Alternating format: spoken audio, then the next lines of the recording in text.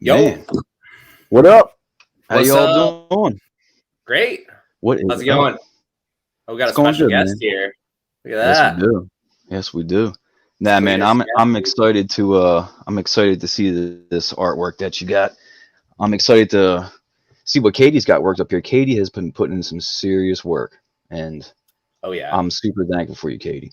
But for sure. Yeah, I mean, we're just gonna be talking about original artwork today, and I'm a noob, so I'm kind of just going to sit back and enjoy the And show myself.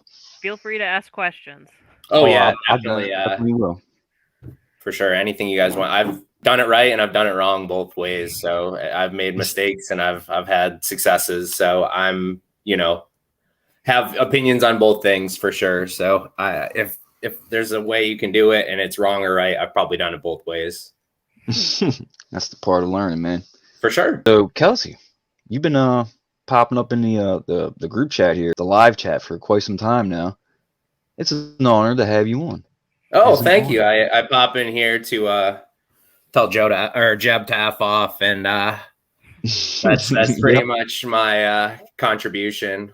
Yeah, it's nice to be on here. I try to tune in when I can. It's always enjoyable, and it's nice to see like the informational stuff that comes out, and whether it's specking or just discussing the book, seeing recent pickups that people have. I always love to see that stuff. I don't do comic books and variants as much as I used to. That was my main focus before, and I kind of shifted most of my energy and attention into art.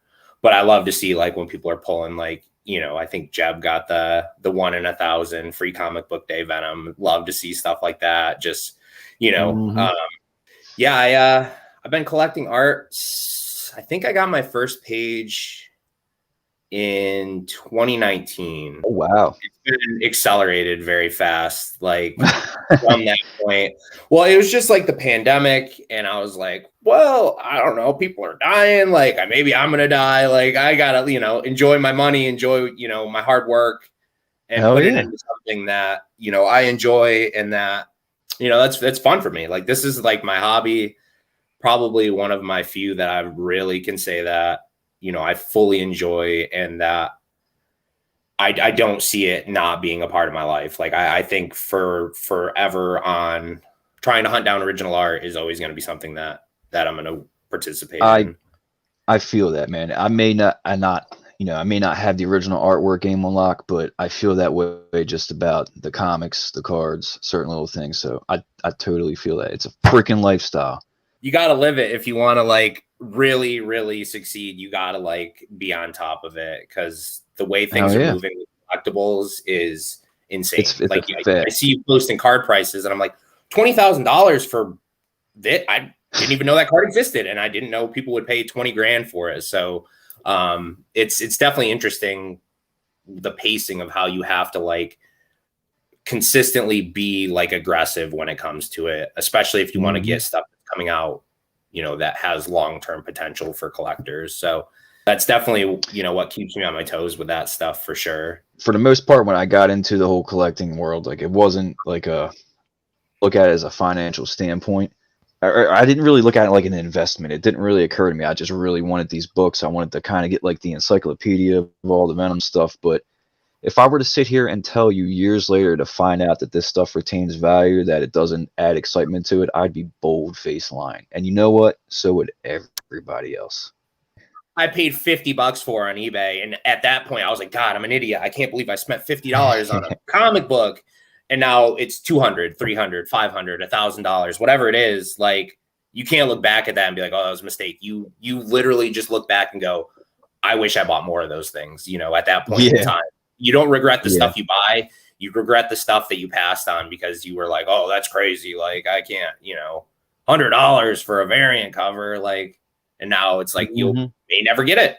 No, it's exciting. It's exciting. It's the same thing with trading cards. I compare it to like hitting the lottery. As a matter of fact, one of my best friends would always buy like the Mega Millions, and he was just continuously losing. And I was like, dude, stop wasting your money on that paper. He's like, what are you talking about? You buy comics. I was like, dude, these things retain value for the most part. Once I buy it, like I can at least sell it and get overpriced back. Like your freaking receipts. Like, what do you want to do? You want to send these like losing tickets to CGC? So we've had this ongoing joke of like, he needs to start CGCing all of his losing lottery tickets. Yeah. And maybe they would like, have some sort of retain some sort of value. Save him to burn in the trash can to keep himself warm if he loses all his money. Maybe you can put one on eBay and get like 50 cents for it. A slab That's right. losing Mega Millions ticket signed by him.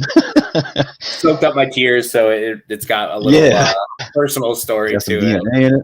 Yeah, Hell some yeah. salt. Some salt. I'm happy to say since that conversation, he's re-jumped back into the comic collecting game. All right, Katie, you have been working feverish.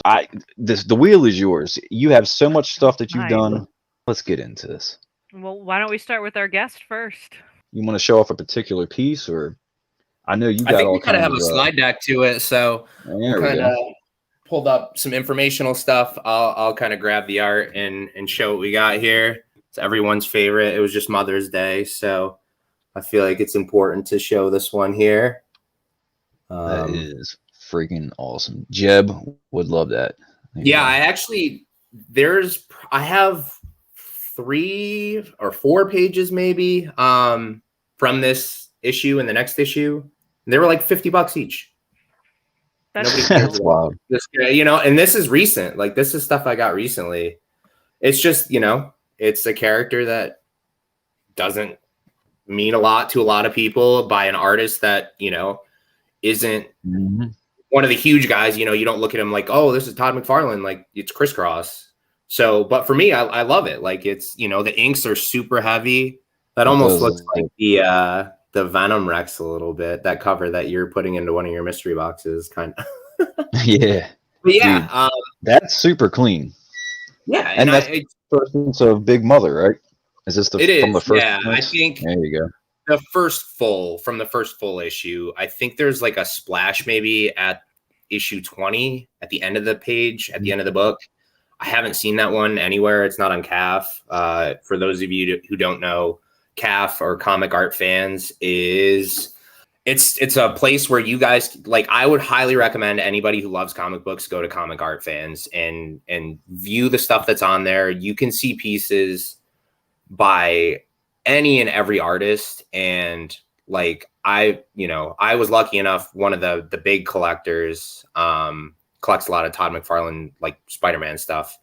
He had like Venom pages, and I got to see him in person, which was mind-blowing. I was like, this shit belongs in a museum. Like, there's no reason, this should be sitting on a table in front of me here. But, we did an art meetup for collectors in North Carolina, and I got to see a lot of different stuff. But if you go in there and you just search an artist or you search a character, there's pages and pages and pages of all different collectors of different, degrees and different levels. And you can see all this stuff, and you can make people offers. Sometimes people sell their stuff on there. There's a for sale page. So it's nice. It's like a social media strictly dedicated to comic art. I love that website. And Fox is the man. Shout out to Bill. I'm not sure if that's the exact website you were talking about, but Jeb pointed out probably a few months ago, there's one piece of original artwork that I would love to have. It cost $400 at the time. It's by Ramos. Oh, it's still on there. I can send you the link. The Extraordinary X-Men. Yeah. Oh, I might have to sell a few more mystery boxes. Yeah, it's not. I think the sizing on there. That is where I decided, because I mainly collect. My collection consists of Old Man Logan and Venom, and then when that panel was like presented, at the bottom of it, it says next issue Old Man Venom, and my Instagram name is sometime with some stupid shit like read the collector, and I was like, damn, that's fucking awesome. That's exactly what I collect. Like, screw it. And I just changed my name to Old Man Venom because of that exact panel. That's the only one I would seriously want. So I have a page from that, not that issue or not that page, but I have one with the Horsemen of the Apocalypse, because I'm a Deadpool. I collect Venom, Deadpool, Hulk are my 3 kind of main focuses. But they had that Venom, Old Man Venom character, and then they had a Deadpool as well, and it's by Ramos, and it's him like spitting out whatever it was, the Scarabs or what have you, and they're fighting Iceman and a couple of different things. I can pull that out later if you guys want to check it out. But yeah, I think when I last looked, it's still available, so I'll link you to that, and you can kind of ponder it if you want. I think it'll be totally worth it to sell a bunch of stuff and then pick up that original art piece. I would frame that and put that right on this wall right here. That would be and you can always it's like I said, we were talking about earlier, I don't particularly like to look at the financial aspect, but if you buy that, you would always be able to get yourself out of that at any point. And especially being like a popular type of character, that just adds, yeah, exactly. It's a combination of that, and they may lose a lot of it.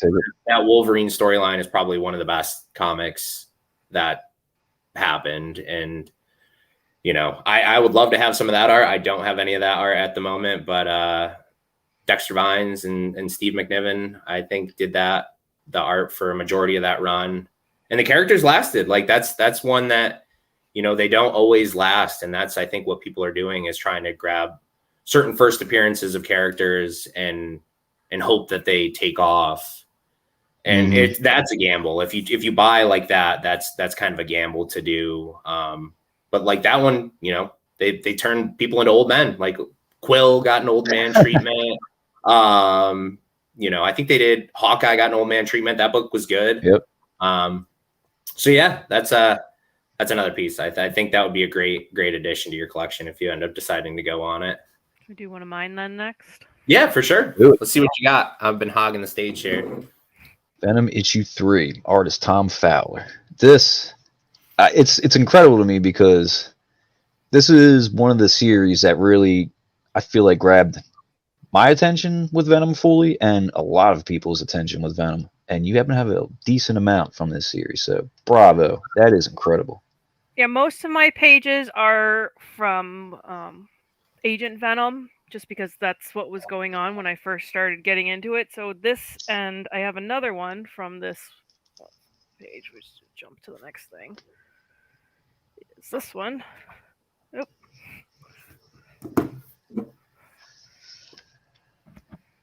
Anytime you get Spidey and a Venom on a page, it's right. I like to buy stuff in pairs, so most of my stuff has like a companion piece with it, and I like this one because it had Spider-Man in. And trying to buy Amazing Spider-Man with Spider-Man was really out of my price range. Yeah, certain characters get an additional tax, so you get a Spider-Man tax. There's a Venom tax. Top tier characters. Like if you're a Green Lantern fan, you could probably get great art for really cheap. But if you're into, the top tier characters, Batman, Superman, Spider-Man, you're gonna pay that additional tax because it just comes with the territory. Top tier characters are always going to command a high price, especially. That's with everything. Let's go over to one of Kelso's pages then. Yeah, I mean that's just my luck here. Oh. Speaking of, this is freaking cool. I got 2 more pages from this artist. One from the Sinister Spider-Man, and another one from this book. Very nice. This is the one I have at the moment. Little anti-Venom action. It's Chris Bachalo. He's a hit or miss guy. He's one that people either love and can latch onto, or they look at it and it's more unrefined and they don't necessarily get it. But personally, I love this. I think, his style fit perfectly for this type of character. And, these panels are great. It's a lot of zoom in close-ups. It's one of the better anti-Venom storylines, I think. That's one of the least known, I would say. Yeah. And it's everybody looks at, I think it's Spider-Man 569. Which one's the first anti-Venom? Something like that? 589? Yes, 569. So yeah, it's just one, and he just did a Moon Knight book. I don't know if any of you guys picked that up or read that, but it was part of the Moon Knight Black, White, and Blood. He did the first story out of that. And again, it's an artist that is really hit or miss for people. Just because his style is so different than a lot of stuff. You know, you get the guys that do, you know, the big muscles and the traditional, you know, big chest and superhero, and he does like different things where it's like a little squatty Spider-Man, like he did, you know, nonstop Spider-Man, and Spider-Man's got little tiny like ham hands, and so that's not for everybody. But I'm really happy to have several pieces from this artist. He did the Deadpool run. I got a couple of pages from the Deadpool run too, and the new one's incoming. I had sent you guys those, but that last one it's the final page in that book with, I think it's Brock Anti-Venom kind of crying out in pain, realizing he's kind of a monster. It's relatable. Yeah. I mean, I think a lot of people can relate to that too. That you know. Yeah, and it's like that's the cool thing too, is you got a lot of these little key moments that you've shown me with the original art. Like both of you guys, you got like key moments, which is just, that's icing on the cake. I would take just a random page at this point, you know what I mean? But to have like a key moment, like some sort of little hidden thing that a lot of people don't know about, like that's freaking cool. Like this book, I guarantee you a lot of people have no idea that there's an Anti-Venom mini story in here. Yeah, because it's like it's a multi-part book, so it's great. I would highly recommend anybody who has not read that pick up ASM Extra number 2 and give it a flip through, because it's a great story. Space Knight 3. This is impressive. This is really cool. I've always loved this cover. I've always loved it. This was one of the series that was another one, hit or miss. People either, you know, enjoyed it and enjoyed the art, or they hated it and hated the story and hated the idea of it. Personally, like this was one when I got back more heavily into comics that was coming out at the time. I really enjoyed it. He was part of the Guardians of the Galaxy and that whole crew. And it's a space adventure. That's exactly what they're doing now with the book. Putting Venom back into space. He's, you know, he is an alien. That's kind of a fitting place for where he is. And this one was, you know, a great variant cover. So, you know, it's another one I'm happy to have in my collection. You know, it's a great Venom image. I love the eyes. I love the mouth. And yeah, there's just some obscure like people. You know, she might pop back up down the line maybe if in his travels in space. You know, you never know with people if they're going to show back up or not. So it's always interesting with that kind of stuff. So yeah, I don't have a lot of art from this guy. He's been around for a good while. He's done a ton of books. He's done a Carnage recently, actually. I think was his most recent thing. Couple of them, I think, actually. That is a damn good freaking cover to have. Like the original art, that one. You know, that was one. The fascinating thing is.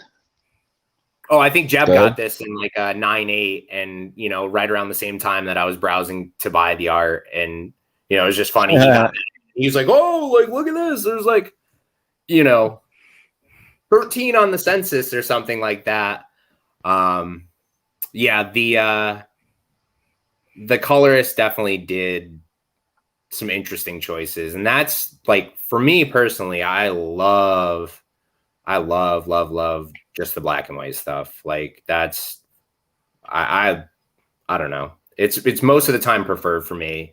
No discredit to color artists or anything like that, because sometimes they can save a book that's, you know, so, but 90% of the time I prefer pen and ink stuff for sure. It's definitely more of a, I totally get it because I do color my damn self, but when it's broken down to that, it's more of a straight up just art thing. You know what I mean? I can appreciate it, just pencil and ink. Like that's just, it's super raw. Like, and I think that's tight. It's pretty fucking tight. Sometimes you lose you lose detail in when they do the with the colors, yeah. When they do the coloring, you lose a little bit of the finer detail. Especially when it's digital, because then you can literally, you could take her arm and move it. And then if you were to turn the coloring off, you would see that the original pencil of the arm is back in a different spot. I've seen that where I've looked at covers like, oh, cool. And then I've seen the original art posted and like certain things are changed different.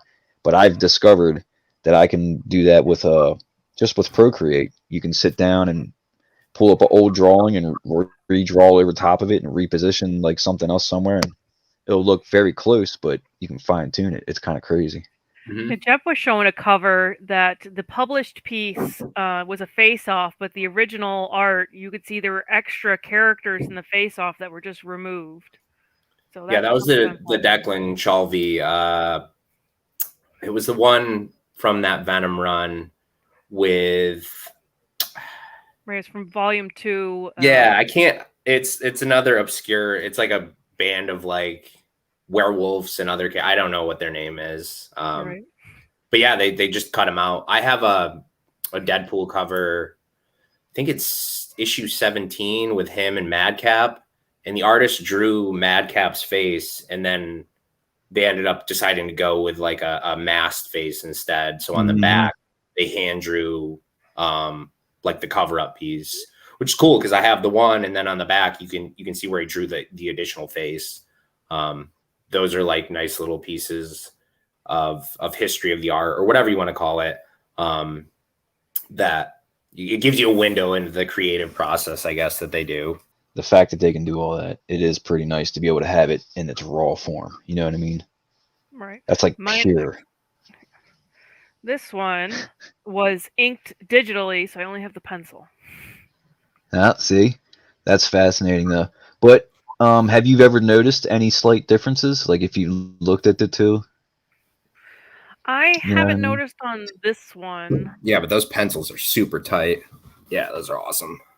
I prefer ink stuff just because it displays better. It's easier to see. You kind of have to get up to this one to see what it is. Yeah. So we got Jack in here again, an Agent Venom. That is so cool.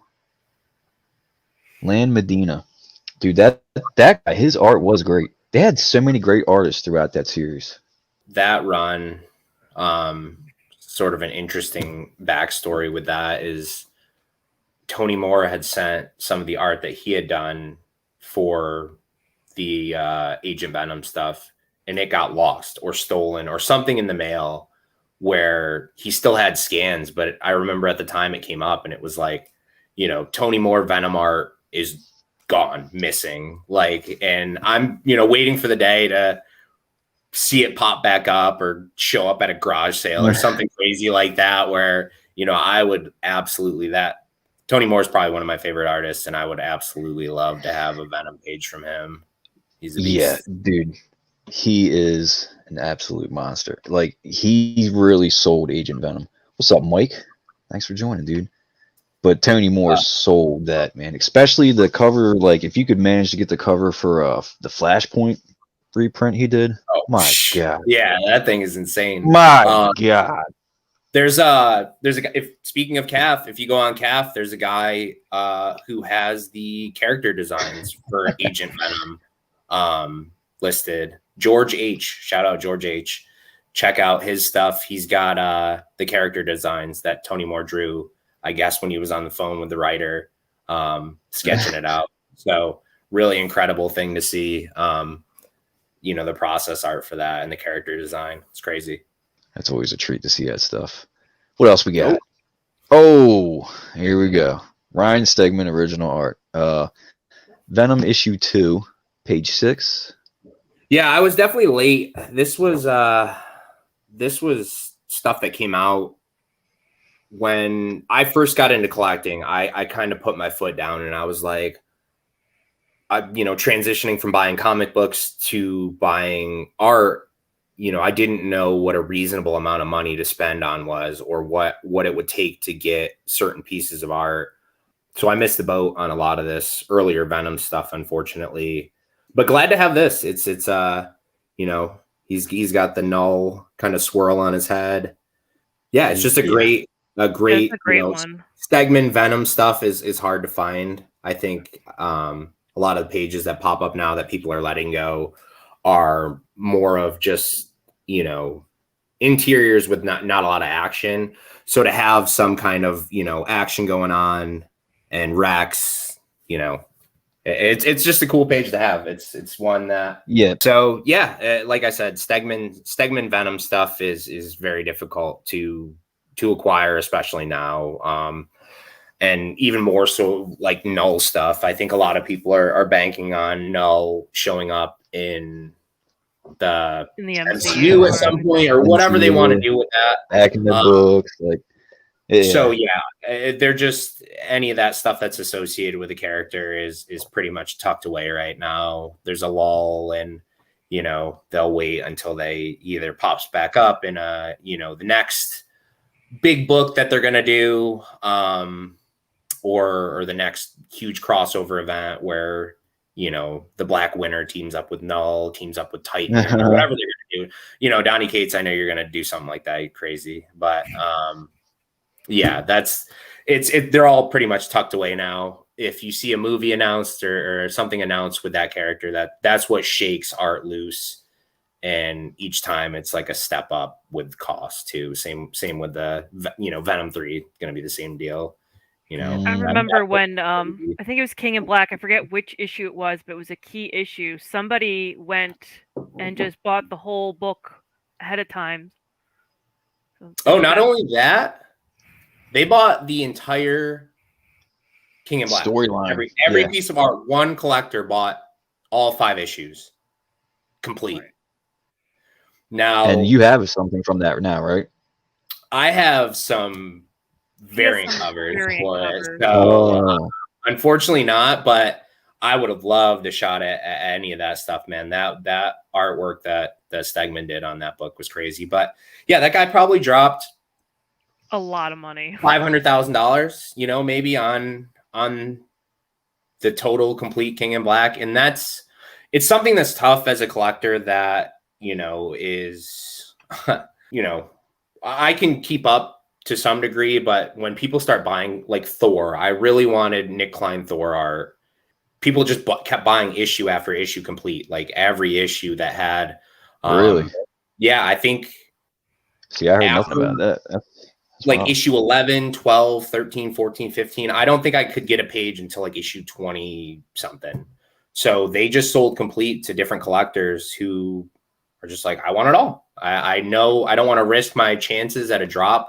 A lot of art comes from Felix. He reps a lot of the big artists right now. Felix Comic Art, Stegman, Otley, Klein. So what'll happen is before it even gets a chance to go to market, somebody may say like, I don't want to risk missing out on the page that I want or pages that I want, and I'm going to buy the whole thing complete.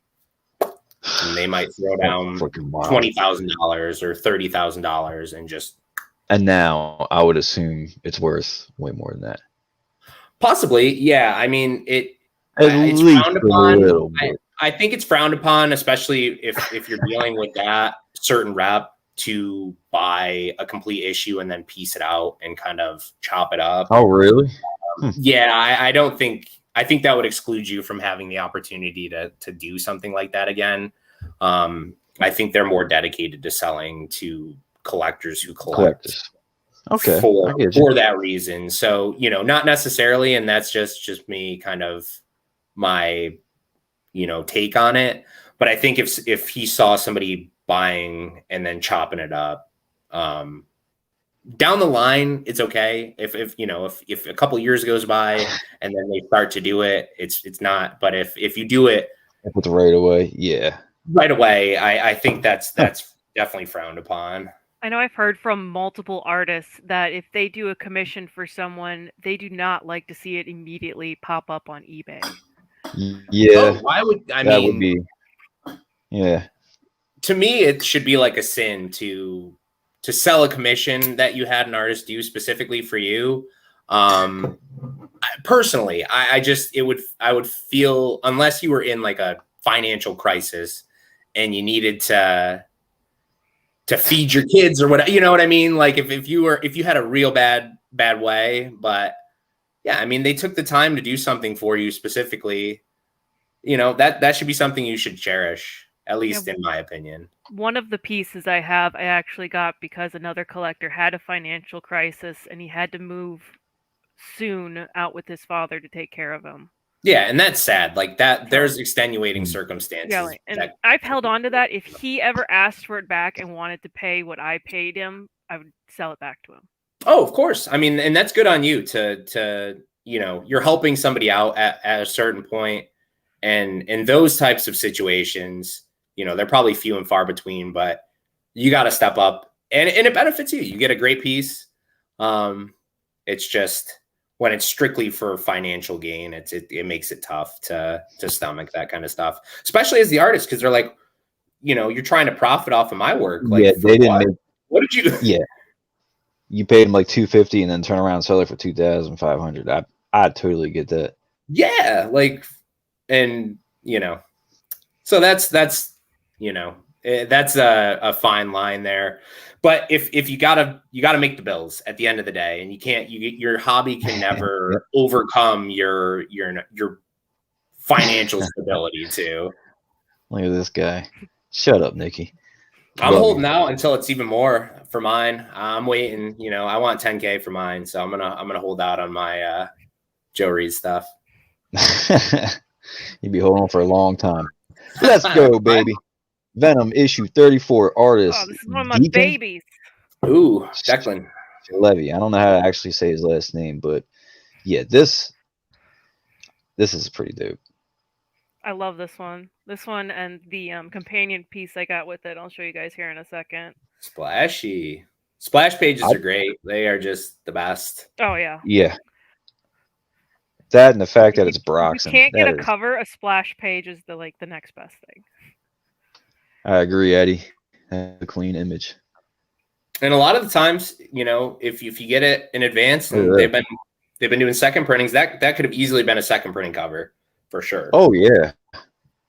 Oh god, yeah, dude. There was a couple splash panels throughout this whole series. Covers so much during Agent Venom's run. Yeah, especially late, like when you get later on in the series, that kind of falls off, Right. I also kind of wonder, did they also not really have as many second prints back then because they weren't doing exclusives? Because I've watched a comic that I know people didn't enjoy get a second printing, and I can still go get one off the shelf right now, but I don't know. I think you're probably right. I mean, Marvel wants its cut of the books that it sells. That's what I'm saying. They once they clean out whatever inventory they have, then bam, they'll do a little second print, even if they don't freaking need to, because there's stacks of first prints just sitting in people's warehouses. They know we'll buy multiple copies of a book if they just put different art on the cover.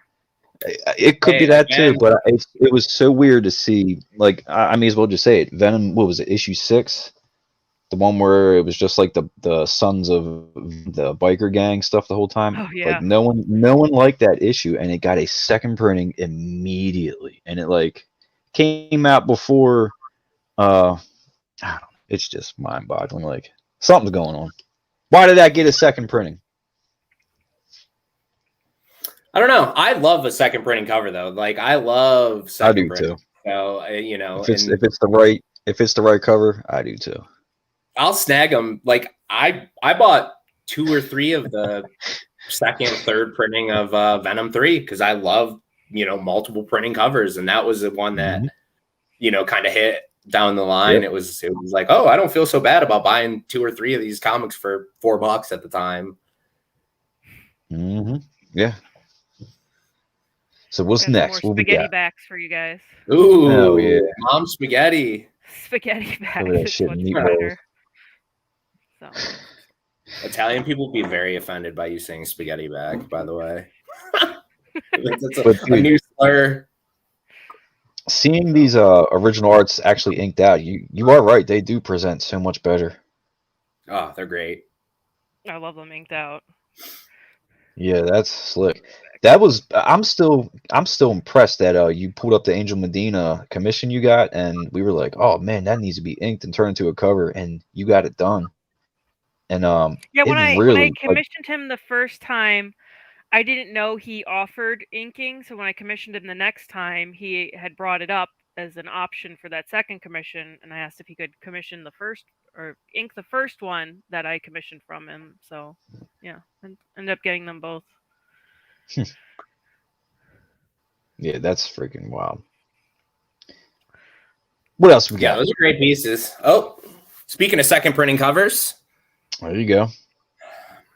Here is Dude. one here. Brian Level, he's an absolute monster. He's been taking commissions lately through Inky Knuckles. So if you're ever interested in having Brian Level art, he has some pages, I think, from this issue still for sale. Nice. This issue was a freaking horror movie, dude. Yeah. There's so many grotesque panels.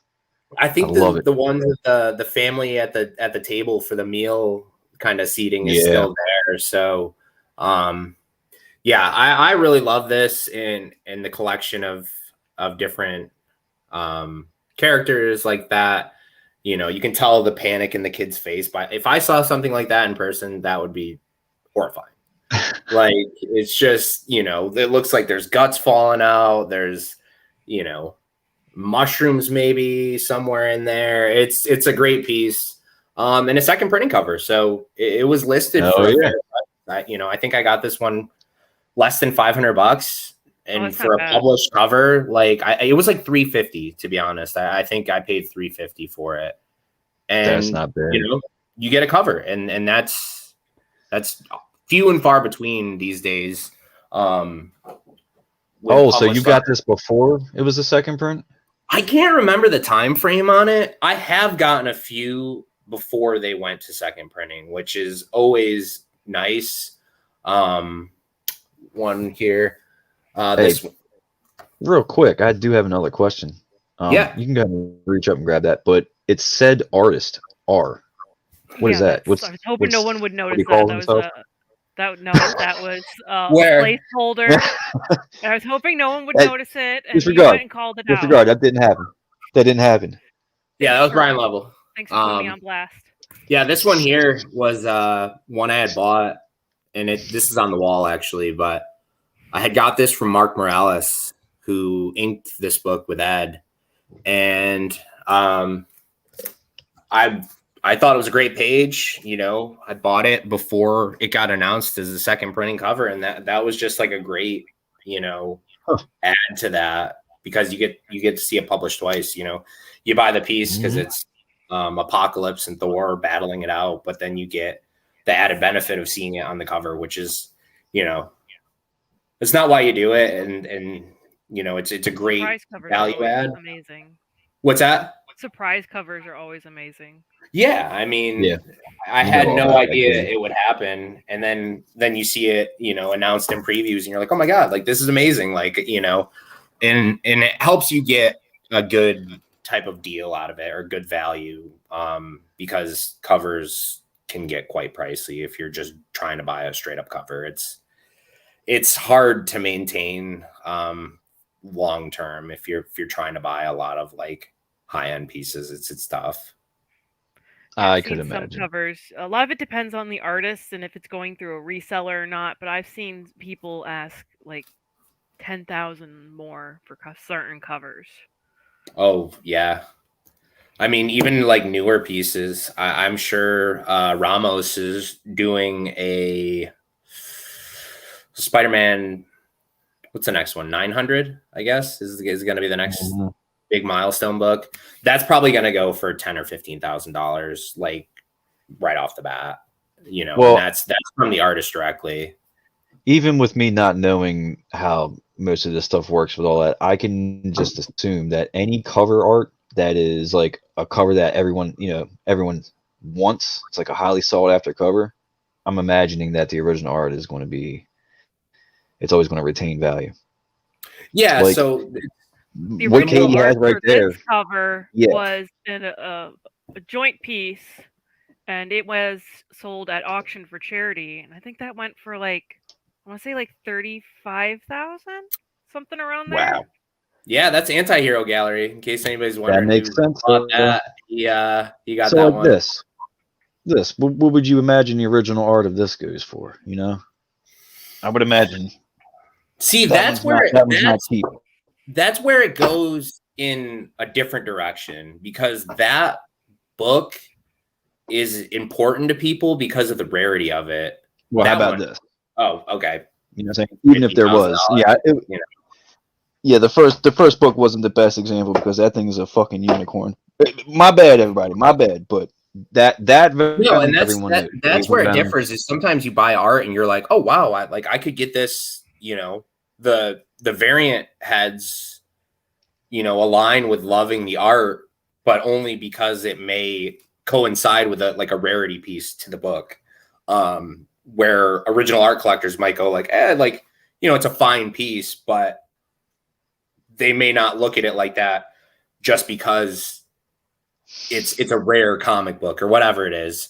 Like here, I'll give you an example of a price kind of point type of deal. First appearance of Titan, Hulk 6 dropped on Felix, the big splash of him, that went for $40,000. $40,000. That's crazy. Yeah. I'm out of the game. It was made in the news. The splash with Spider-Man getting the symbiote from Secret Wars. Oh, that was $3.3 million. That went on Heritage Auction for $3.3 million. Something like that. Yeah. And you know what? I can understand that. There's no question about that. I can understand that's that museum quality. Like, should be sitting in a museum. What you said earlier, like they overpaid. You're wild. Trust me, for what they paid, that's going to be in bulletproof UV tank guarding it, whatever, But that's kind of the thing with art is you get celebrities who are collectors. You get different people that have, compared to me, like unlimited amount of money. They can just throw money at pieces, and as it drives it up, it kind of you get elbowed out or nudged out of certain things. So like for me, I probably will never have a Todd McFarlane Spider-Man. Any sort of like, and that's it's okay to have realistic. I'm fine with it. Unless somebody falls in love with me that collects, original art and wants to will it to me, by all means, I'll clean the house and back rubs and what other kind of rubs you ask for. But yeah, there's certain things that I've just admitted that, I probably will not have. So I try, it's like a stay in your lane type thing. Like I will go for pieces that I know are within my budget and within, a realistic thing for me. So yeah, it's interesting. Yeah, sometimes if it's an artist you can't normally get, like Clayton Crain, I commissioned him because I could never get one of his original published pieces. I don't think McFarlane does commissions that I know of, though. So I doubt that. He's doing everything digital now. He did a Department cover. I don't know if you guys saw that. Yeah, I did see that. Yeah. I don't know if he it's probably all digital though. I think he just strictly does the digital. Yeah. But hey, we're at 47 minutes, so I know Katie's got a shit ton of stuff. So let's keep Kelsey's got a shit ton more than I do. Yeah, there's. I meant to say all the work you did. We're gonna see it all here. I'll cut down on the chatter here. So second printing cover again. I love a good second printing cover. Iban, Coello. Well, these guys might pop back up pretty soon and be important. This guy hopefully pops back up soon and is a bigger part of it. Yeah, exactly. So this was one I got after the fact. It was already a second printing cover, but purchased it through CAF, got it from a guy, and just really love his work. I think he's one of the more talented artists that draws, anything symbiote related. So I hope he gets back on a book soon. But yeah, another second printing cover is a theme in my collection. I try for second printing covers when I can. That's freaking awesome. I just, again, Jeb, if he might end up showing up, You know, we're not I there hope yet. But not. man, he would be freaking losing his mind right now. Oh yeah, Obviously fuck you, kidding, Jeb. I love you. Yeah, another Stegman Venom piece. This was one that hung out for quite a while on his Rap Felix Comic Arts site. I'm not sure why. It was, Which is kind of surprising. Usually Stegman stuff is just snatched yeah, up in like the first day. Like I sat and within looked at it, and I was like, you know what? Like a full figure, like Venom swinging. You know, I had to make a move on this one because a lot of stuff you look at it and you go, I'll come back to it, or you know, whatever, and then you come back to it and it's gone, and you may never get a chance at it again or get a chance to have it for what it was originally listed for. So happy to grab this one. You know, Absolute Carnage art was a great event. So yeah, happy to have, you know, a full figure piece, you know, even if it's a panel piece with a full Venom on there. So Oh yeah.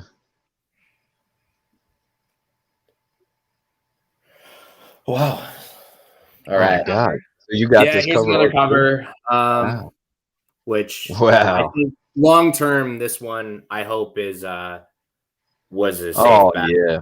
And I think it is. Normie coming back in the free comic book day. That one's going to jump. Yeah. Again. So I got this right when Venom 200 came out, like right the day of or something when the book dropped.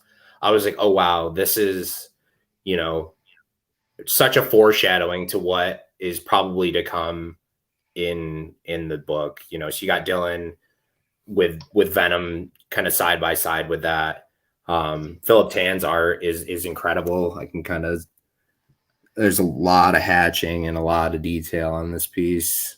Yeah, that's fucking sick. But yeah, also with the characters, I was like, there's no way they're not gonna like team these two up at some point down the line, and this is not the end of their story for sure.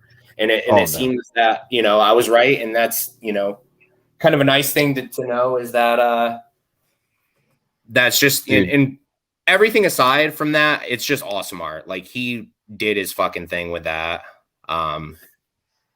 Here's me and Kevin from Superpower Review. Holy shit. Me and Kevin from Superpower Review were calling that forever. That's them two are the new Carnage. Yeah, that's crazy. Is this watercolor? Is a fully colored piece. Yeah, watercolor. Wow. I just love this one for all like the little like nods to everything that was going on in the story at the time. You know, you got Venom, Carnage, Sleeper Cat, little Null Doll, ASM 300. Actually, an exclusive for my local comic shop. Yeah, and I thought that was interesting that you said that. Is I had no clue that these were kind of exclusives to your shop. Yeah, you have another one that's a different local comic shop exclusive. Little Spidey there too. But yeah, I'm kind of a sucker for fully colored pieces. So when I have the opportunity to get something like that, you know, happy to do so. Not really action packed or really superhero-y, I would say. That's just incredible. Yeah, it's fun. And it's vibrant. And it's, you know, it's why you love, you know, this was probably me 20 years ago playing with action figures and whatever, same little Venom toy probably. So it kind of had a soft spot for me there. Got a little nostalgic feel to it. Yeah, absolutely. Oh, yeah. You know, we all were there probably at one point or another. So it's nice to have something that's not necessarily always like, oh, like spaghetti back, like ripping out somebody's guts or what, you know, whatever. I like a little nicer. And then we go straight to the horror nightmare fuel again. But yeah, I am a huge Hulk fan. Huge Hulk, huge Null. So when I saw this is Aaron Kuder cover announced, I had reached out to Caden's Comic Art, who rep them, and immediately was like, I want this one, man. Like this is so in my alley that I gotta like at least make the attempt. And the detail on his face, man, and you know, all the things around it. Like he put in so much detail on this piece. It's crazy. Yeah. That is. And it was Skinny Hulk. That's fucking And savage, dude. So many goofy faces in this book. I love the It was a silent. It was a silent issue, so that was one that again, not everybody loved it. It was Null didn't pop up once in that book, which was fairly disappointing. But he is on the cover, and he looks absolutely horrifying, kind of like It-esque a little bit. I like that he has the Venom mouth. That's what sold me on that cover. But that creature that the Hulk does encounter in there, though, that's the two-headed symbiote that he fights. Yeah. Oh, all right. So this is King in Black another 2. Second printing cover for King in Black. This was one that I'm not sure of if down the line this is going to be kind of a thing again or not. Doesn't really matter. Hopefully not. And that way you have to sell it for really cheap, and I can buy it. Yeah, I love that. And I do think that this is going to be something later on down the line, like Iron Man and Venom. Oh man, there's a whole thing that Marvel hasn't even touched on, but this to me feels like this is something that's definitely going to be a continued theme later on down the line. Yeah, so somebody had mentioned also, and if you're unfamiliar with it, War Machine had got taken over by some alien, like in the late 90s. I think this happened in his storyline, and it looks very, very similar to that. You can check it out if you want, but War Machine had an alien suit as well, and it was very similar to the Extrembiote. So I just love the art. Like it's Sandoval is not. Dude, I love his art. As a Deadpool fan, I'm glad that he did Deadpool for a little bit. But yeah, it was a cool pickup and kind of fit in line. All right, here's another one that was an exclusive to a shop near Katie. This is nuts. So this is the peach cover. Again, it was an exclusive, but this artistically to me was absolutely like insane. Like it's like the yin and the yang of it all, and good and evil, and you get a great Venom. The eyes and the brush strokes in it, and Null. It's got a very anime feel to it, which I love. And it's a good balance of like good and evil. So yeah, it was just one that's another one that is just it almost looks like a freaking like print. I wouldn't think that's original art. That is so clean. Yeah, bravo, man. She is one of Marvel's best artists among all of them. I'm just going to go ahead and say that she's one of the greatest artists of Marvel of all time. So that right there, that's incredible to have, man. Yeah, I'm super happy, and any Null piece I can pick up is just I just love that character. I love the relationship. So here's something can we address this real quick before I forget? If all the Kings in Black were thinking maybe alternate versions of Eddie, is that kind of what we were? That's what I'm thinking. So what was Null as a King in Black? What is he though? He's the exception to it, or what is that? I would say the only type of way they can get around Null is that Null is his whole seperate thing. Okay. No. Gotcha. But no matter what, I was just thinking about it, randomly, I wonder what, unless he's a descendant of Null, maybe, and he's got I could see something like that, and that would explain why they both have long hair. What's up, Bruno? Yeah, I could totally see that. What do we got? This is a great page. Paulo Siqueira. I'm probably saying that wrong, but I know that this is Katie right here. I got you. There you go. Thank you. Trying to hold things. So this is one I picked up from him at a show. Oh, that's great. Again, super tight pencils. You don't need inks when the pencils are tight like that. Hold that awesome. A little closer. Yeah, I can imagine just seeing that in person. Like, god damn, it looks great just like this. I like pencil, like just flat out pencil. Like it's got like this the whole shading you can do with it. It just gives it this like feel. Right.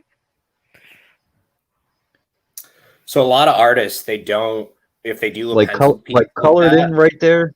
Colored in right there, like that panel, that page. Yeah, it looks good. But I feel like the original art of all that pencil with all the shading going on, it's more eye catching. Like it makes me want to look at every inch of it. That right there seems like a page I just want to read the word bubbles, look at Venom real quick, and then skip. yeah, a lot But of with that artists won't pencil even work, it's like I want to look at all of it. fill in their blacks like that anymore, especially if they're having it inked traditionally. They'll just put little X marks on there, and anywhere that is like a full black will just have little X's on it. They don't even shade it anymore. Right. The land piece I had actually had little X's around the gun, like that. So this one is. There we go. More Stegman. Ooh, Stegman. Venom All right. ink. So we got Mania up here right before she gets it kidnapped from her. That is so freaking awesome. I went to see Stegman at it was a grand opening for Absolute Carnage, so I actually had him sign it. Because he didn't sign any of the pages that I have for him. I was just sitting here looking at that, and I was wondering, how's it all? Because that's like a little bit on the panel itself. Yeah, he didn't have a like a I think it silver looks pen, cool. so he asked if it was okay if he just signed in there, and it's like, well, it's that or nothing. So yeah. I think it looks pretty cool. It kind of blends in too, His signature in itself is just art, so you can take it. His signature is a little Stegosaurus. It counts as a piece of art. It's awesome. Yeah. He probably has one of the best signatures in the game for sure. His art translates well, even like digitally recolored and all that. Yeah, he's one. Well, they have that team, him, JP, and Frank Martin, that just lays it down every time. Now this is nuts. Spidey. This is nuts. This is what I'm talking about. I think Agent Anti-Venom's first appearance is technically the issue before, but I think this is his first full appearance. Huh. It's definitely oh my god, that is one of the coolest pieces ever, like to have, because that is, it's not the first, like you were saying, it's not his first appearance, but that was right when he just got that symbiote. Like Flash just became Agent Anti-Venom right before this. That's what I'm saying. Like to have these little moments, like that is freaking slick. Yeah, that's a great piece. And again, the addition of Spidey, you got 3 major characters in one panel. And it's an amazing Spider-Man, technically, issue. Yeah. Huh. This another one. Such great moments to have. Stegman's art translates very well all the way around. I get a lot of reflection from my screen. So good. I would say Stegman is probably the closest to like Todd that when it comes to, Venom artist and that type of deal. I think they're very similar. And he's taking a similar path now with doing his own creator-owned book too. Right. That's freaking nuts. Like just that's a great page. Yeah. So what I've seen people do is great moments to have. Somebody had mentioned earlier they like the word bubbles, or they want to see like the text. You can print out stats, like clear stats, and put them over it. So it's just a scan of the words, and you can lay it over your piece of art. I've seen a lot of it that have stats over the top. So it has that would be cool. Hey, that would be cool. This is Katie's prized possession right here. A commission that I made with Stegman through Felix, and it ended up becoming a cover. So yeah. What do you like the most about that piece, would you say? I commissioned him to do Venom and Eddie because I didn't have anything like that. I really like that it's got a little thumbnail in the bottom, and you can see all his fingerprints all over it from working on it. Yeah, that's pretty cool. There's like a little thumbnail, like, I don't know if you can see it. Yeah. That thing looks so damn good, though. Like, it looks sharp. I like it because I can imagine, like, it's pain. Like, it looks like a painful process, which I could imagine each time that happens, he becomes, like, enveloped in it. It's not the most, pleasant thing. Like, it's not a fun thing to happen.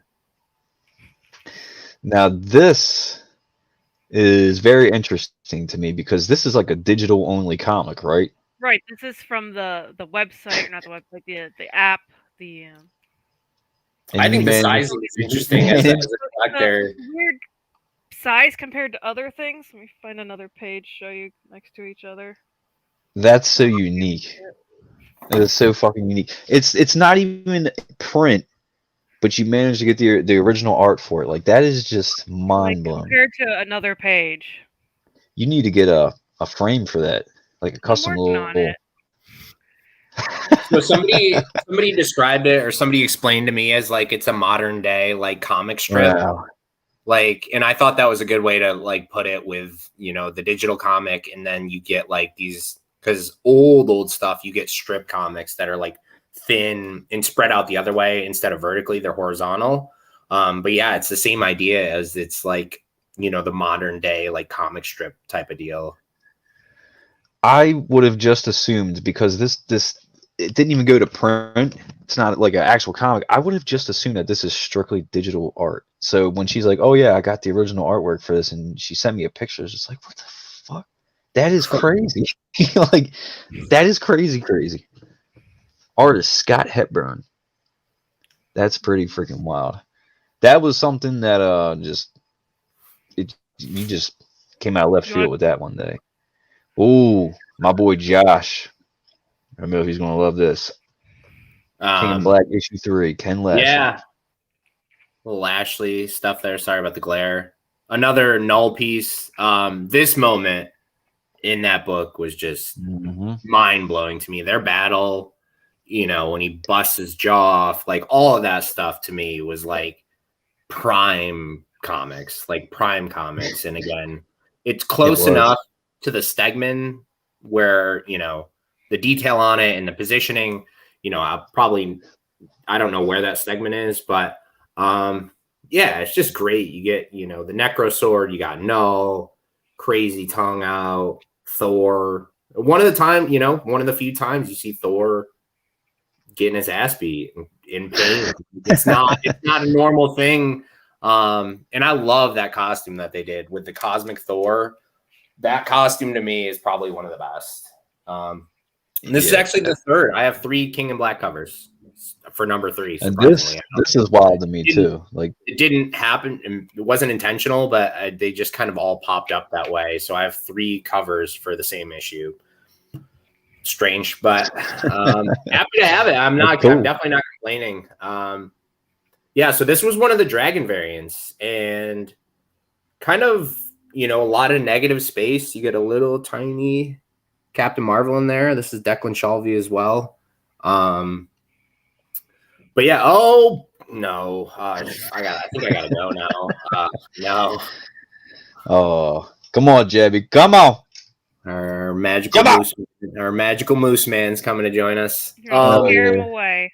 This maple syrup. I love the Null Dragons. I think everybody can agree that those things were just like, I've grown to accept it, because at first it was like, man, this is some Game of Thrones shit, but like I totally get it. And for one moment, I believe in Guardians of the Galaxy, Flash, the symbiote kind of went crazy and it grew some sort of wings. We've seen Venom do wings before. Like, I like it. The whole wings, the dragons, all of it. Like, I like it. It took a minute. Yeah, it's kind of like almost like a bat-esque, like, you know what I mean? Yeah. And here's the partner piece to that one. Yes, it was. Here's another ratio. That was a 1 in 50 ratio with I think all the dragon ones were 1 in 50 or something like that. This is a 1 in 100. This was just a B cover, I think, and then they did a black and white. A couple of them, those I think Katie's may have been the same. Yeah, they're from the same kind of set. Yep. Yeah, commission turn cover by Stegman. This was more of a at the time when I had picked this up, it was too good to pass up and too hard to find another Venom cover that Stegman had done for the main series of the book. So I was really happy to grab this one. You know, the slobber, he's looking like he's about to go do some work there. The teeth, the eyes, you know, the texture in it. I really like this piece for a lot of reasons. Nice big Venom symbol on there too. This is one, again, it's the sizing. I'm kind of particular about that. That's interesting. They were commissioned pieces, so they're smaller. I think this is like 8 by, like it's about the size of a standard comic book. When I put this next to it, the image is pretty much exactly the same size as the printed image of the book. And that's cool. Because let me do a shameless plug for a second, because the only original artwork I own is my own. I'm my biggest fan. But the thing is, all these other original art that you're showing, all the covers, like it seems like, you know, they're using 11 by 7s or something like that. And then I'm sitting 11 by 17. Yeah, most are 11 by 17.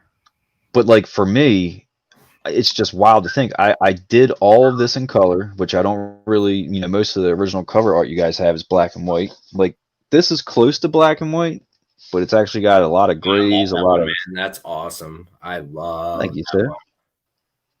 But like, this is the closest I have to like a solid black drawing. Most of the drawings I've had in my life always end up colored or just penciled. But it's just fascinating to see that Stegman. Oh, look at you! It's fascinating to see that Stegman did this cover on a small sheet of paper. Whoops, sorry, Katie. Here's a throwback. This is when I first found you on Instagram, man. Like that was you did a number of these like Walking Dead Venom. Dude, I did like so goddamn many of them. I think that is so like awesome. 30 or 40 of them. Let me see that again.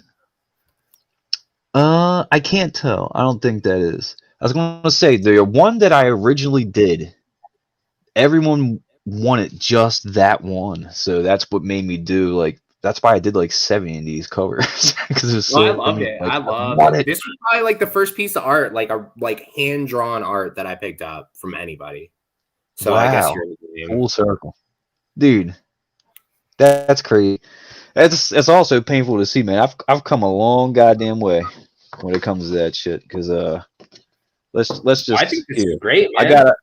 I gotta make up for that, everybody. All right, I've improved. Man, thank you for that, dude. That's so freaking cool. What year was that? Like 2014, 15? Probably 2015 or 2016, something like that. That was 6 years ago, something like that. What is this fool talking about? Barry Hardy. He's got like he is my biggest fan. He's actually the guy that has all the CGC'd losing lottery tickets I talked about.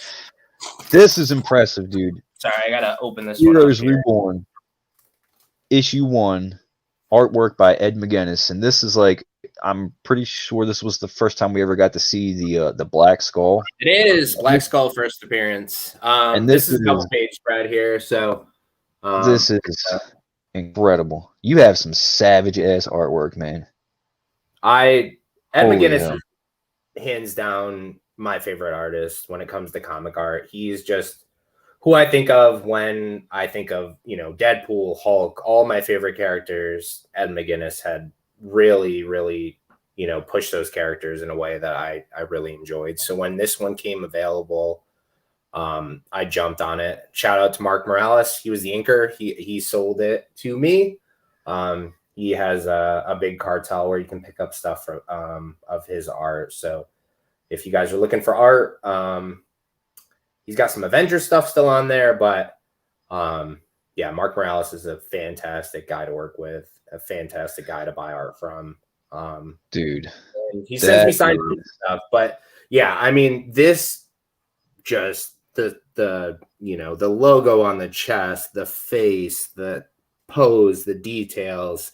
I could fold this in half, and this is still money shot of what I would prefer. You know what I mean? Like, it's drawn on 2 boards, 2 11x17 boards. So yeah, this is one of my pieces I really love. Hard, speaking of first appearance stuff, it's almost impossible now to have, a first appearance of any sort of character, that Venom possesses. It happens quite a bit, but to have one that, is more menacing like this, I was glad to pick this one up. So. And without having to buy the whole book. Without having to buy a complete issue too. Yeah. And I sat on that, and I looked at it, and I was like back and forth on it, and I could not do it. It was too perfect with the artist. Look at that, the art. Yeah, it's great. It's fucking savage. The Black Skull, and he's stuck around. I was surprised. I thought he'd be kind of a one and done, but with all this stuff going on, he's lasted. He's taken over his own world. He was torturing the Ghost Rider. That was a brutal. I read that. Yeah, that was nuts. I'm really enjoying.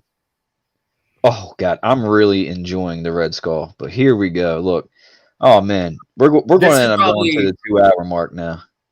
This is probably my favorite. One of my favorite pieces. Like, turn your mic on, Jeb. I think I have diarrhea now. I have to go. Jeb, turn your mic on. Nic Klein, Venom 200 piece, fully painted, acrylics, watercolor, color pencil, I think. A little bit of everything on there. Yeah. This one was through Felix Comic Art at a drop, and I tried to snag this one while I was at work, and it was not easy. I was doing it on my phone. A lot of people have these programs that they do now where they can like auto claim art, and it's all very like automated, kind of like a bot deal. So to be able to snag this and secure this was huge for me. Like a milestone issue, a cover by an artist that I really, really love. I was hyped off this one for sure. And it's great. He looks like a dog. He's got like all these mangled teeth and these gum flaps and stuff like that. He definitely looks more animalistic than some of the other interpretations of the character. Yeah, that thing. I remember when you first showed me like a picture of it, like, oh yeah, I got this too. Like I was blown away because that was like the first time I really seen a fully covered original. I actually have a commission from Nic Klein. Let's see it. Jeb, unmute yourself. Where's my mouse? Oh, I've seen that one before. I love that piece. This one's actually on blue paper, and he's drawn on top of it. That is incredible. Again, he does like a more... he looks like a worm almost, but not in a bad way. In a way that's like he's kind of like a snake or some kind of creature that's you don't know if there's a human underneath it or not. I love Nic Klein is the best too, man. He does fantastic work, and it is Thor stuff.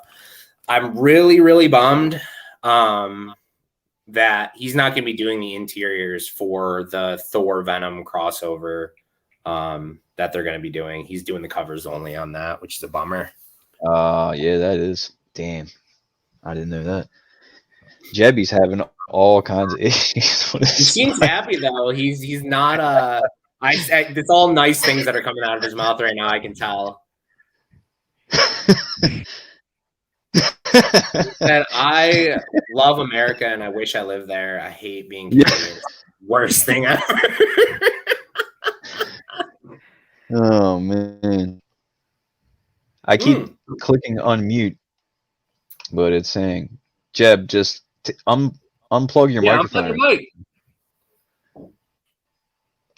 Let's get some quality content in for a second. Oh, There you go.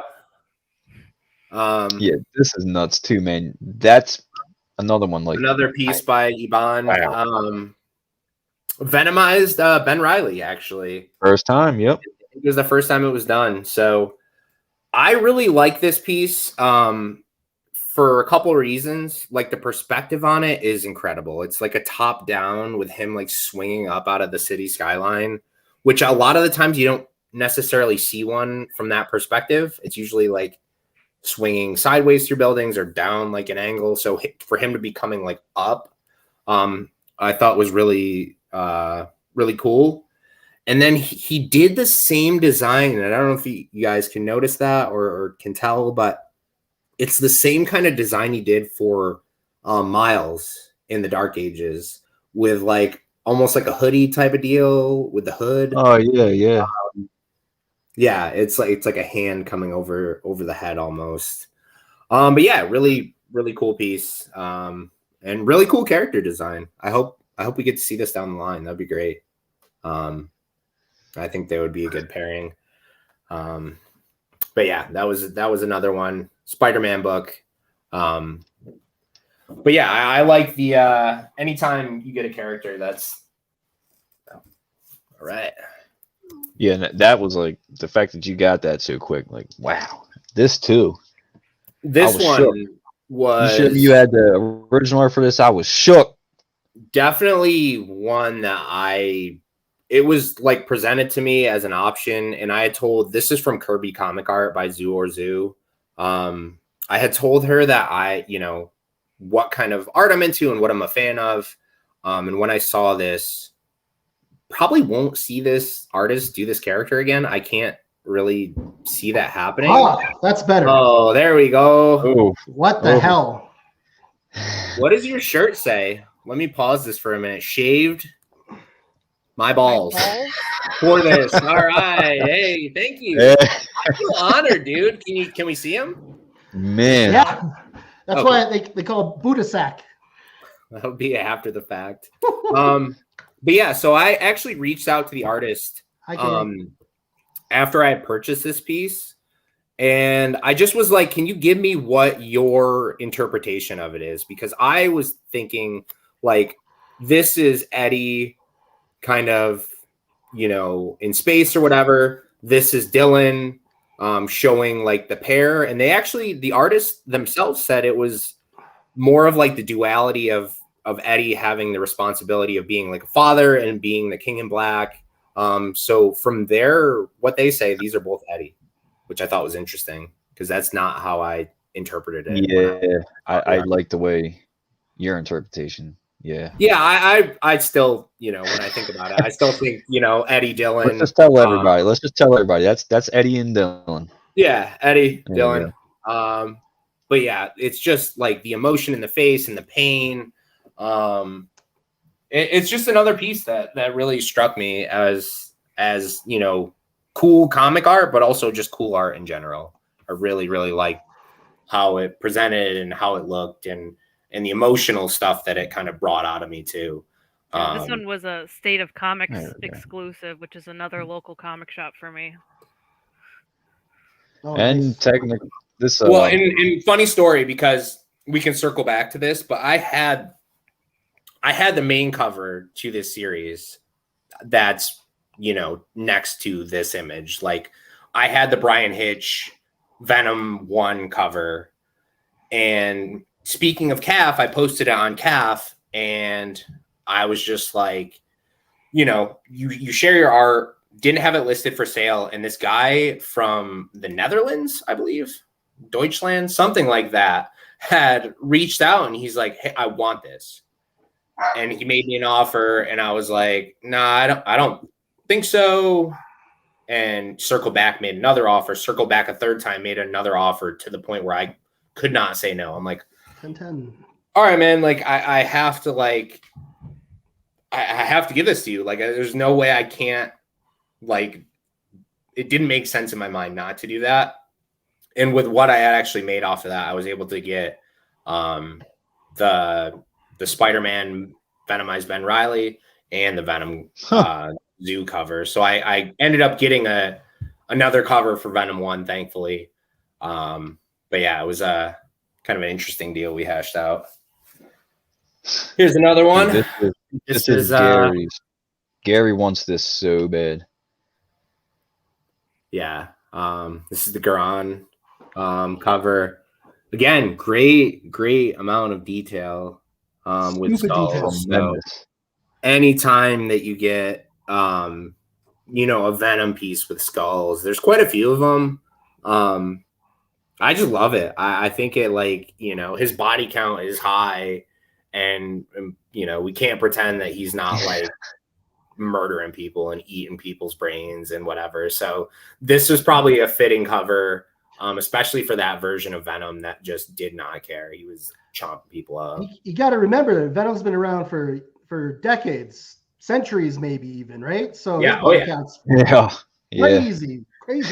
So like, and that's what I think is interesting. And he's always associated with Spider-Man, but like you could see like when he like had that cocoon in the most recent series and he was like cocooned up, like I could see there being like bodies and bodies stacked up that he's feeding off of, and just skulls and bones and all this stuff.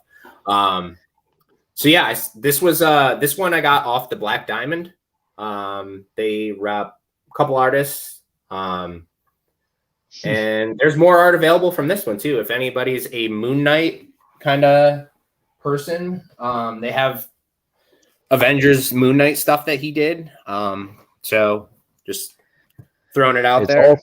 It's also fascinating to see that, things that I would think is just strictly digital is actually original art. Oh yeah. I'm not a big fan of, so most artists, I'll say, they do their art on original, so they have something to sell. Like for collectors, and it totally makes sense. Everybody's different when it comes to that, but they do something called monoprints or artist proofs, where they'll make a one-of-one print and sell the digital art. But not a lot of people like subscribe to that idea, I guess I should say. Now, it's kind of up in the air, but like personally, I don't want to pay hundreds of dollars for a print. Like if you're not drawing it by hand, like I'm not going to pay an exorbitant amount of money. And Jeb sent me a couple of pieces where he's like, dude, like this is awesome, like whatever. And I'm like, oh yeah, man, that's an artist proof, by the way. Like, and no knock against that, because everybody's got to do what they got to do. But I think just the consensus among a lot of collectors is that, prints are not original art. Even if there's only one of them, it's not the same. Yeah, man. And I have to say thank you for educating me, my guy. Appreciate it. I'm not throwing away money. So yeah, this is fascinating too. I mean, this series just dropped. I think that's like one of the first like times this is page interior 2. Art. Yeah. So this was page 2. They used it for a lot of the promotional stuff for this book. And at the time, before they did the second printing with the Stegman art on Venom 200, I thought this was going to be like the earliest appearance of Dylan Venom with the chains. Outside of that, they've kind of like wavered back and forth in this series about NFT stuff. It's the same idea as that in most people's minds. But yeah, I love the chains. It's kind of they're okay. I mean, it was nice to see him actually use them. But I guess I should say they've wavered back and forth on. I gotta say though, looking at this particular piece, that's a big ass drawing. There's a lot of detail that I can see. In comparison, like the camera, can see like that's an 11 by 17. That's this one. It's much bigger. But yeah, Bryan Hitch. This is probably one of my favorite pieces that Bryan Hitch did in the series. I don't necessarily love everything that he's done, but this one was just a great pose. It was just, everything about it kind of struck with me. I'm surprised it didn't get used as a cover, to be honest. I could have swore that would be. I thought that was second print all day long. Same. I really did. I really thought, and whatever, doesn't change anything about how I feel about it. But I was surprised. I was surprised with the. Like, damn it! Why not? Fuck. No, no, it's even more. It's not. I had that shit. They used the Venom 1 cover art as a black and white for the second print. I was like, fuck, I had that one too, and I let it go. So that shit's not a losing lottery ticket, so you're good. You're good. For sure. Definitely not. Jebby. What's up? Look at this, man. Katie is just a freaking wizard with all this. I mean, work. Yo, I'm putting you to work. I forgot we could both control this shit. That's why we're moving. But dude, this is fucking incredible. So tell the story. Tell the story of this. So this was another deal where a commission piece that I had done got turned into a cover. And so this was through Caden's Comic Art, and they were trying to take a list for Martin Simmonds to have examples for commissions to use. So they like to take an initial batch, get some people to make requests, get example stuff.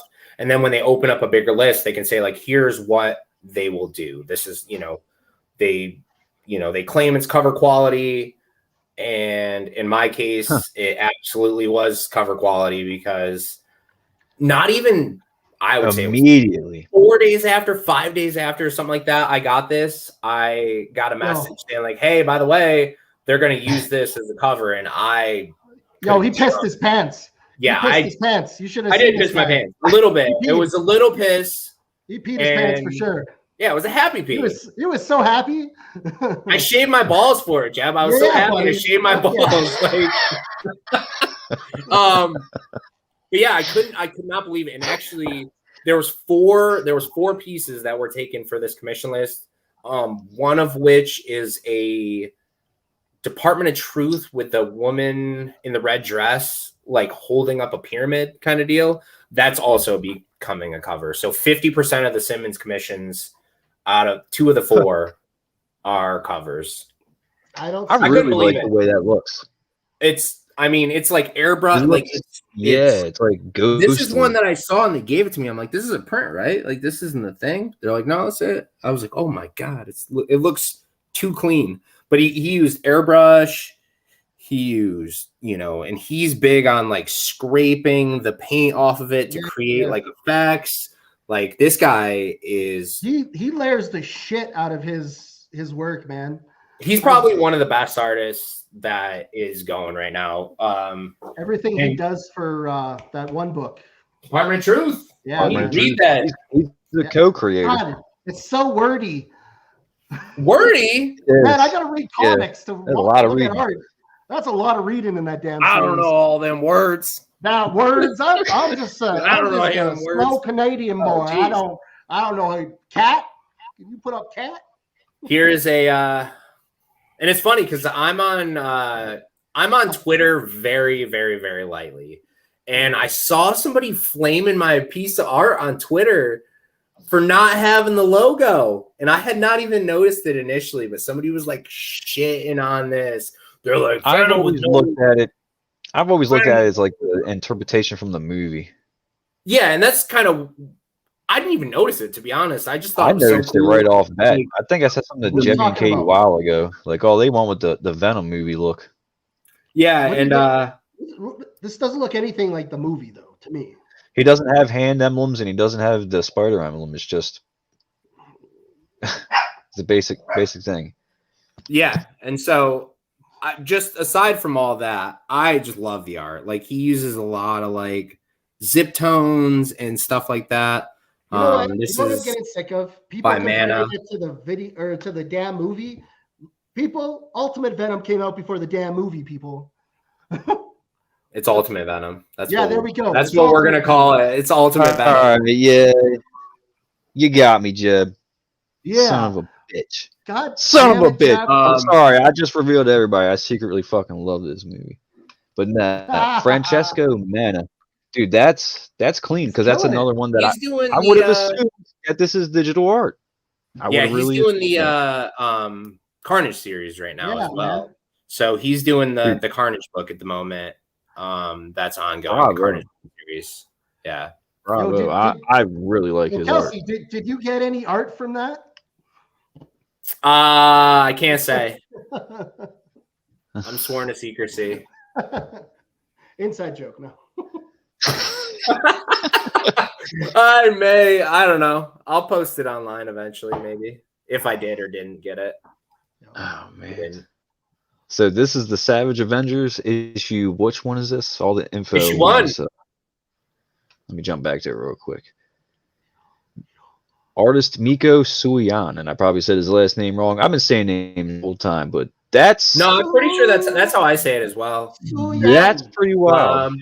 Yeah, That's this is for pretty wild. next comic art. A great homage to the master Todd McFarlane, his Hulk cover. Yeah, I'm right. 361. I'm pretty sure 361, something like that. I do like as a diehard Hulk guy. I do not like Weapon H. I will say that right now. Bullshit. I hate Weapon I like him. H. I think it's the cheesiest thing that's ever been done. But I love this cover. I think this cover is awesome. I think great. Just the reflection, anti-venom on there, the detail, the veins, the hair, like just all of it, I think is a really, awesome piece of art. And it's not even out yet. Is that experience? I put that away. I don't want to see that. It's out this week, baby. It's out. So this stuff. It does not make any sense. I should love it because I am so about like Wolverine and Hulk, and it's just it seems OP. It's too much. It's too much. Like, what is if anybody's reading Hulk right now, they're like, oh, even Hulk got a Wolverine or Wolverine got a Hulk and blah blah blah blah blah. Weapon H. Okay, honestly, the series was actually really good. Like, I'm not even gonna hate because all the guy did was get flack from his freaking mother-in-law. There we the whole go. damn series. It was hilarious. You got a guy who's probably one of the most powerful characters in the Marvel universe, and he gets his ass kicked and chewed out by his freaking mother-in-law all day. That's good. That keeps you really down to earth, man. It's too much. He's got too much. It's too much. It's not fair for everybody else. It's too much. You don't need adamantium and Hulk powers. It's too much. Yeah, it's awesome.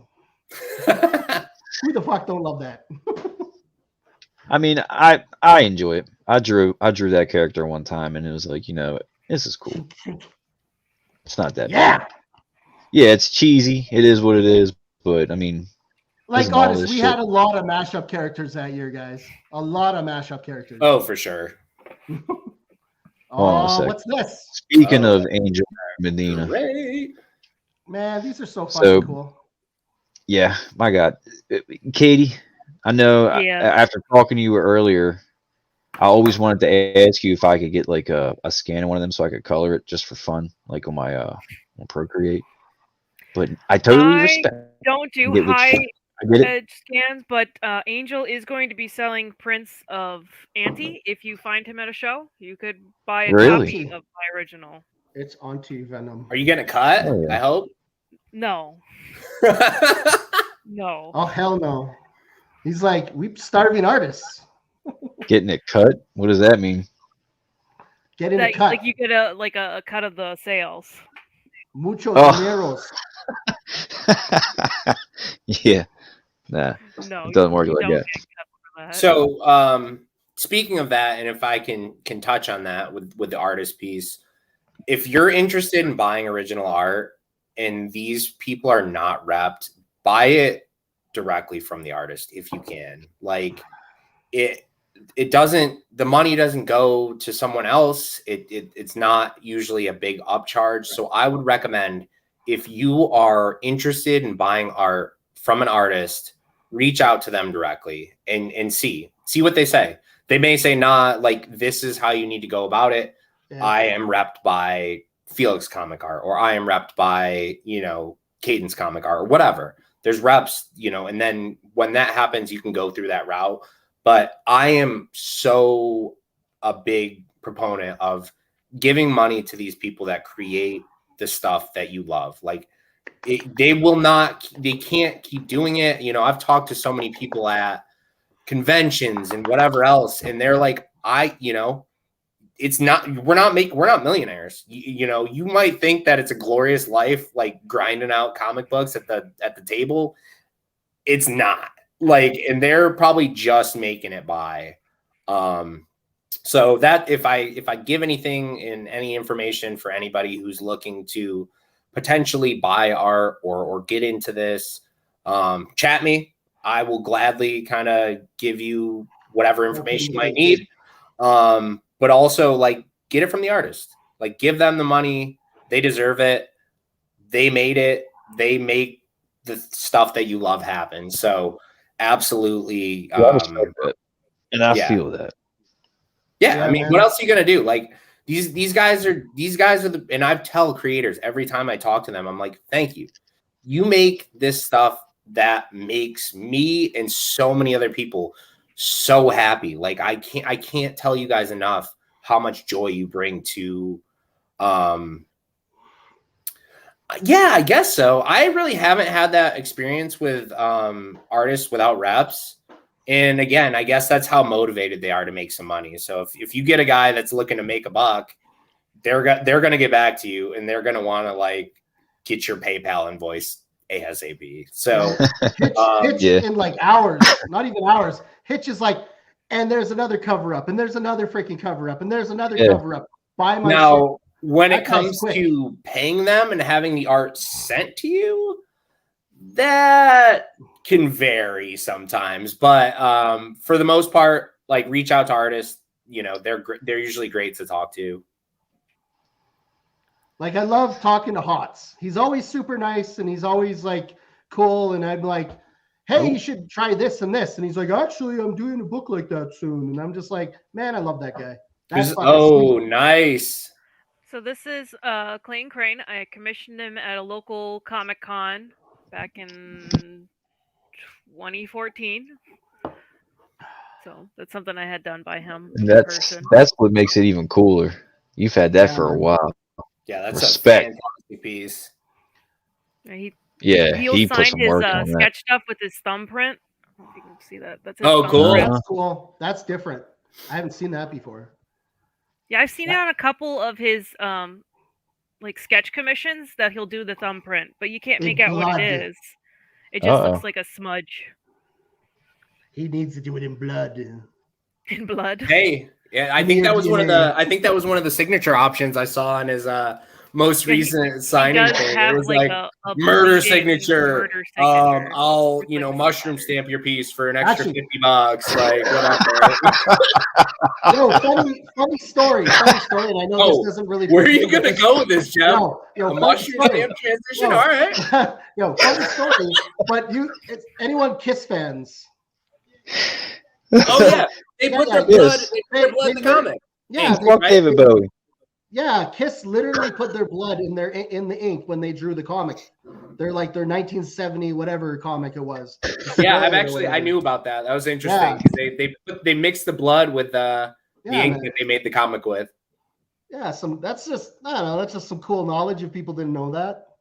I thought you were gonna say you commissioned Ryan Stegman to like trace his wiener or something like that. I was like, all right, cool. Like, what do you say? I want I'd get like I don't know, Ken Lashley or someone who actually has a good sized penis to probably do it. Why do you say that? Is it because he's Canadian? Yeah, it's because he's Canadian. Okay, all right. I was just wondering. My God. Is Lashley Canadian? I don't even know. He lives in Canada. I know he lives there. All right, yeah, Lashley's Canadian. He lives there. I don't know he's from there.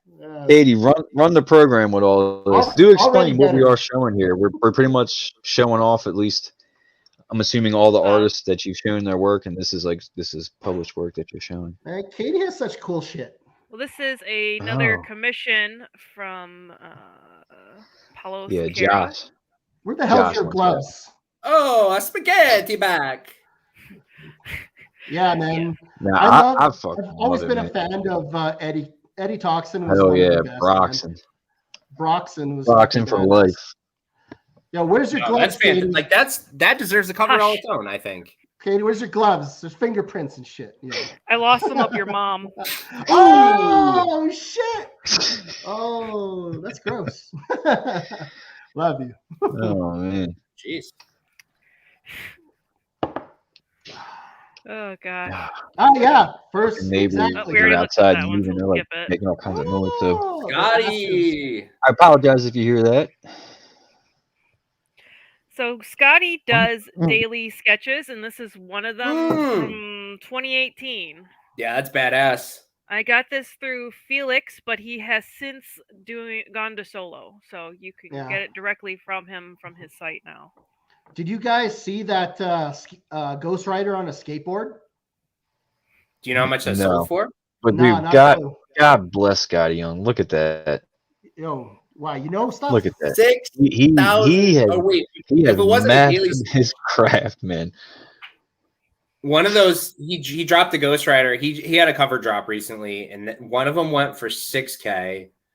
The baby Spider-Man one variant went for 7K. This man is racking up right now. And he I'm no disrespect, but the cartoony style, like, dude, he made a living from it.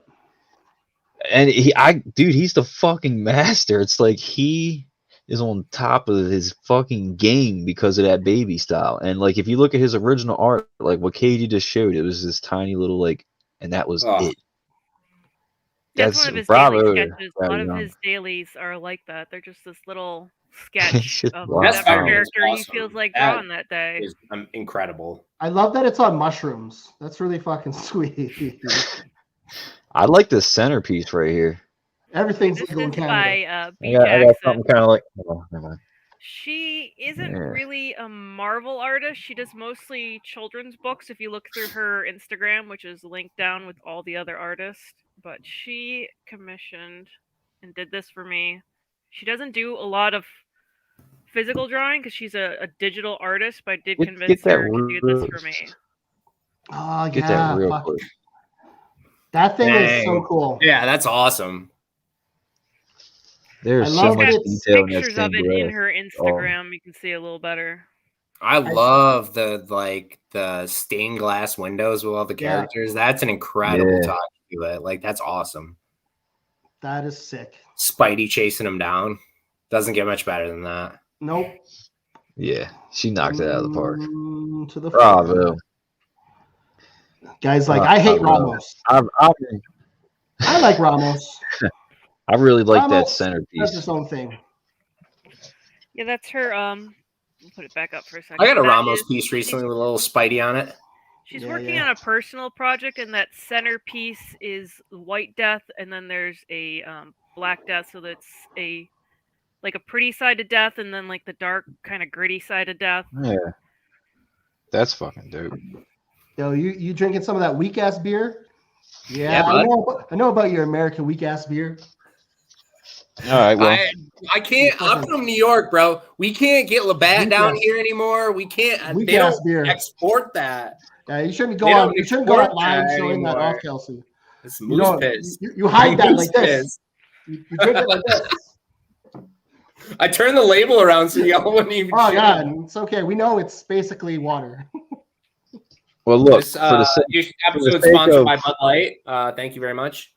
For the sake of original art and me not really having any except for my own, I got nothing. I'm just here to. I'm gonna show you. I'm gonna show you a few things that I personally. These are the original art pieces. I haven't gotten prints made of them yet, but they're personally my favorites. They're my favorite drawings I've done, and I want you guys to talk shit about them. All right, so here we go. 10-4. Nah, I still love that fucking Dino you did.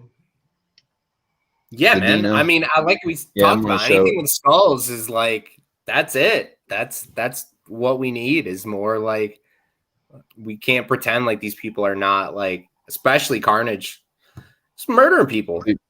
I pretty much I blended this. It's like markers, color pencils, and watercolor. So like all the background is all watercolor, and then all that good jazz up there. And then he's all markers and color pencils.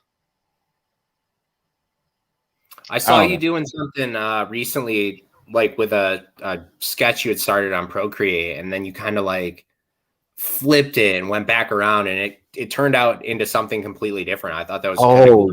You like Carnage, just like turn face on it and completely made it something different. Yeah, I love that. I'm actually hoping to get prints made of that very soon. I'm trying to get foil trading cards made too. I would like to get this into a foil trading card. That one's awesome. That into a foil trading card. Get some prints. Joe. Yes, sir. Joe, check this out. I'm trying. I asked you to give me the thingy. I'm like working on something right now for a T-shirt. Oh yeah. Look at my. Oh yeah.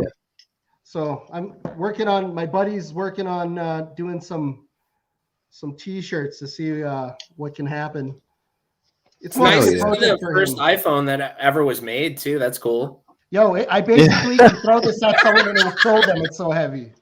But look, that's your personal protection as well. I'll throw it at you and knock you out if I have to. This is supposed to be the actual perspective of it. Like it's not meant to be like this, but it works that way. Okay. It's supposed to be like this. I love fucking Venom Rex, man. That's my shit. So do I love that. But the whole background, that's all watercolor, and then the moon and like the T-Rex itself, that's all like markers and whatnot. I guess I love that one. So how do you do the stars? Because I've seen different artists do it different ways where they do they do like either like splats or they do. I guess there's this stuff you can lay down that's like flecking, and then you can just kind of like scrape it off. I don't know about the scraping off. I usually just kind of flick it on there, and sometimes if it's like sticking up off the paper, I'll nicely like knock like it off, whatever. What do y'all think about this one? I love this one. I love this one. I think nobody. The power of plague. Yeah, I think no one really cares, but I love this. This is done completely in purple. There's no black ink anywhere. I used the. Frustrating that this character's just fucking disappeared. Oh, he's coming back. He's coming back. I don't know. It's hard. It doesn't really translate on camera, guys. Beige or something like that?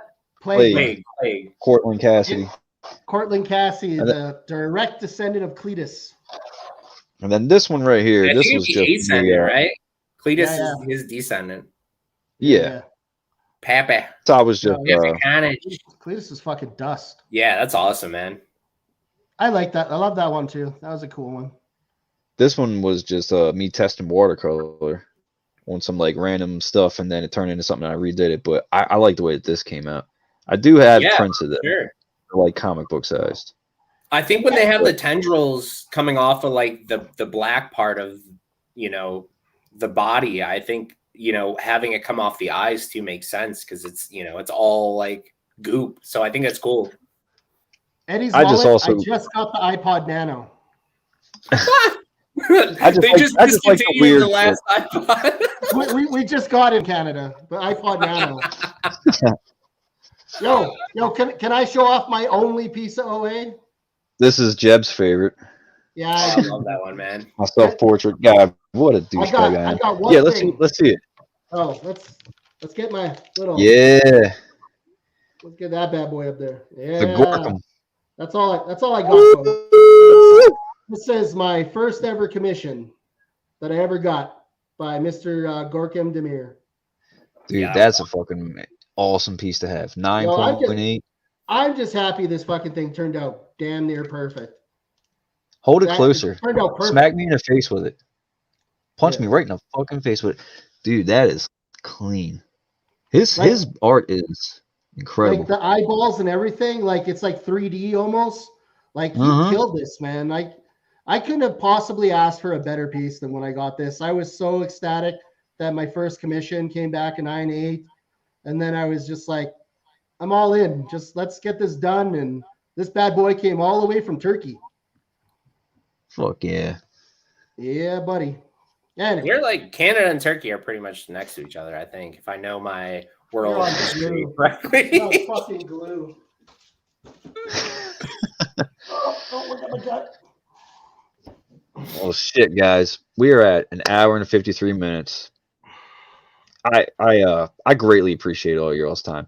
Jebby, I'm glad you got to make it, man. I'm so glad. Yeah. I just come for fun. I know nobody wanted to see me. I get it. I just jumping in. I want to see you. Yay! Yeah, I wanted to I see can tell you this fuck is you to your hanging face out. and not through the chat Hanging instead. Hey, what's your name? Fuck you! Fuck you! Hey, fuck you over in the States. Fuck you, buddy! I'm not your buddy, guy!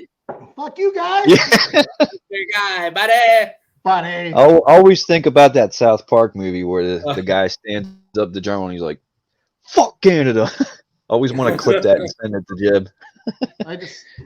There's fucking Terrence and Phillip. I don't like how they portray Canadians. We're not floppy-headed fucks. Floppy-headed fuck. Yeah. We're not floppy-headed fox, and now we're not floppy-headed fox. God damn it, we don't live in igloos. You sure? You can't afford igloos. Nah, but all them books, man, be melting that bitch to the ground quick. Yup. Fire. But seriously. Yeah. Yo, have I ever told Katie how beautiful your eyes are lately? Okay. No, but you've told me that.